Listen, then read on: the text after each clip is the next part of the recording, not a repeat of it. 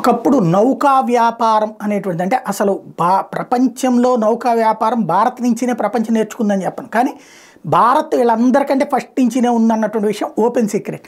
దీనికి సంబంధించి ఒక మిత్రుడు రాసినటువంటి ఒక కథనం చూద్దాం. ప్రాచీన భారతీయులు ఎంతో ధైర్యంగా ద్వీపాంతరములకు ఓడల మీద ప్రయాణం చేయొచ్చు. అటు గ్రీసు, రోమ్ వరకు, ఇటు చైనా వరకు ఓడ ప్రయాణాలు చేసేటట్టు నిదర్శనాలు ఉన్నాయి. నావిగేషన్ అనే ఇంగ్లీష్ పదం నౌ అను సాంస్కృతిక పదం నుండి వచ్చింది. నౌ అనగా నావ. ఋగ్వేదం నందు, ఇతిహాసాలందు, సంస్కృత, పాళీ దేశ భాషా గ్రంథాల దగ్గర కూడా ఓడ వ్యాపారాలు వర్ణించబడ్డాయి. సంస్కృతంలో యుక్తి కల్పతరు అను గ్రంథంలో 27 రకాల ఓడల నిర్మాణం వివరించబడింది. 64 కళల్లో నౌకా రథాదియానాం కృతి అని ఇది ఒక కళగా వర్ధిల్లింది. 2300 టన్నుల బరువు కలిగి 276 అడుగుల పొడవు, 36 అడుగుల వెడల్పు, 27 అడుగుల ఎత్తును కలిగిన ఓడలు నదుల్లో, సముద్రాల్లో తిరగ ఉపయోగపడే నిర్మించి ఉన్నారు. ఆంధ్ర చక్రవర్తుల కాలంలో తూర్పు సముద్రంలో హెచ్చుగా వ్యాపారం జరిగింది. క్రీస్తు శకం 75వ సంవత్సరంలోనే నాటికి జావాలో భారతీయులు వలస రాజ్యాలను కూడా ఏర్పరిచారు అన్నటువంటి నిదర్శనాలు ఉన్నాయి. 1000 టన్నుల కంటే ఎక్కువ బరువు కలిగిన ఓడలు వేల కొలది నడుస్తుండేవి.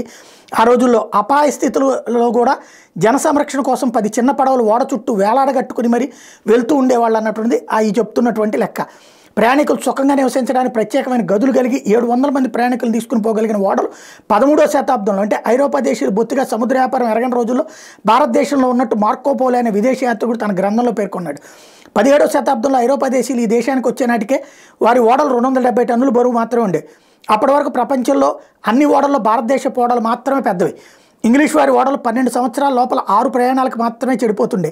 అదే భావనగర్ పట్టణాల క్రీస్తకం 1550లో నిర్మించబడిన డరియా దౌలత్ అనే పేరు కలిగినటువంటి ఓడ 1837వ సంవత్సరంలో అంటే 87వ సంవత్సరంలో అయిన తర్వాత ఇంకా పనిచేయడానికి తగినంత దృఢంగా ఉందని రికార్డు ఉంది. ఈస్ట్ ఇండియా కంపెనీ వాళ్ళ సామ్రాజ్యం అభివృద్ధి అయిన కొద్దీ ఆయుర్వేదం వల్లనే భారతీయ నౌకాయాత్రని అడుగంటిపోవడం ప్రారంభమైంది.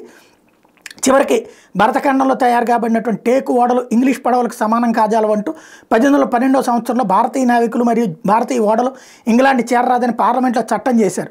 ఇది మన ప్రాచీన భారతీయుల విజ్ఞానం. ఆ విజ్ఞానాన్ని మనం తెలుసుకోకుండా పాశ్చాత్య సంస్కృతి మోజులో పడిపోతున్నారంటూ కొంతమంది ఇప్పుడు సంస్కృతి ప్రేమికులు ఈ విషయాలు వెలుగులోకి తెస్తున్నారు.